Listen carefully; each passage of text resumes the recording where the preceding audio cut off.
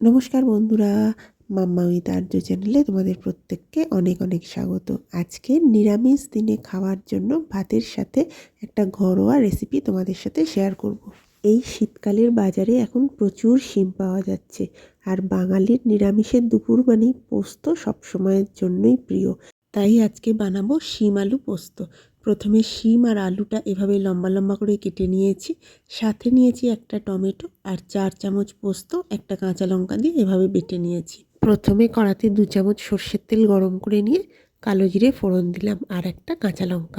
কালো জিরেটা হালকা ভেজে নেওয়ার পরে কেটে রাখা শিমগুলো দিয়ে দিচ্ছি। লো টু মিডিয়াম ফ্লেমে শিমটা আমি হালকাভাবে ভেজে নেবো। আমি এখানে 250 গ্রাম শিম নিয়েছি আর মিডিয়াম সাইজের 2টো আলু নিয়েছি। শিমটা দেখো হালকাভাবে ভাজা হয়ে গেল। এরপর যে কেটে রেখেছি আলুগুলো, সেগুলো এখনই দিয়ে দেবো। নিরামিষ দিনে দুপুরে গরম গরম ভাতের সাথে এই রেসিপিটা কিন্তু দারুণ লাগবে। আলুগুলো দেওয়ার পরে শিম আর আলুটা একসাথে আরও বেশ কিছুক্ষণ ভেজে নেব। এবার দিয়ে দিচ্ছি স্বাদ মতো নুন আর 1 টিস্পুন হলুদ গুঁড়ো। একটা মিডিয়াম সাইজের টমেটো কেটে রেখেছিলাম, সেটাও এখনই দিয়ে দিলাম। এরপর সবটা খুব ভালোভাবে মিশিয়ে দেবো। এখন ফ্লেমটা আমি লো রেখেছি। এবার চাপা দিয়ে মিনিট 5 জন্য রেখে দেবো। 5 মিনিট পরে ঢাকা খুলে দেখে নেব। টমেটোটাও দেখো নরম হয়ে গেছে। টমেটোর কাঁচা গন্ধটা চলে গেলে সবটা খুব ভালোভাবে আরও একবার মিশিয়ে দিচ্ছি। এবার আমি যে পোস্তটা বেটে রেখেছিলাম সেটা দিয়ে দিচ্ছি। বড় চামচের 4 চামচ পোস্ত আমি মিক্সিতে একটা কাঁচা লঙ্কার সাথে পেস্ট করে নিয়েছিলাম। লঙ্কাটা অবশ্যই তোমরা ঝাল বুঝে দেবে।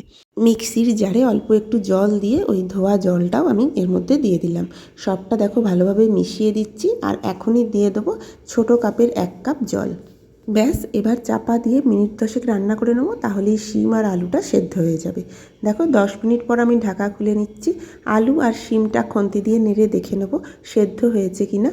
দেখো আলু আর শিমটা কিন্তু খুব ভালোভাবেই সেদ্ধ হয়ে গেছে, জলটাও পুরো শুকিয়ে গেছে। এখন খুন্তি দিয়ে এইভাবে ঘেঁটে দেবো আলুগুলো, যাতে তরকারিটার মধ্যে বেশ একটা মাখো মাখো ব্যাপার আসে। আলু পোস্ত তো সারা বছরই আমাদের দারুণ সঙ্গ দেয়, তবে শীতকালে একবার এইভাবে শিম আলু পোস্ত বানিয়ে দেখো, এটাও কিন্তু গরম ভাতের সাথে দারুণ লাগবে। তো দেখো শিম আর আলুটা খুব ভালোভাবে ঘাঁটা হয়ে গেছে। এখন এর মধ্যে আমি কিছু ফ্রেশ ধনেপাতা দিয়ে দিচ্ছি। শীতের সবজিগুলো রান্না করার সময় এই জিনিসটা মাস্ট। শেষে একটু ধনেপাতা ছড়িয়ে দিলেই রান্নার স্বাদ আর গন্ধ দুটোই অনেকখানি বেড়ে যায়। ধনেপাতাটা দেওয়ার পরে খুব ভালোভাবে মিশিয়ে দিচ্ছি, আর এখনই গ্যাসের ফ্লেম বন্ধ করে দেবো। এবার নামানোর আগে 1 টেবিল স্পুন সর্ষের তেল ওপর থেকে খুব সুন্দর করে ছড়িয়ে দেবো। সবটা ভালোভাবে মিশিয়ে নিলেই একদম রেডি হয়ে যাবে আমাদের শিম পোস্ত। আর নামানোর আগে 2টো কাঁচা লঙ্কা চিড়ে দিতে ভুলো না যেন।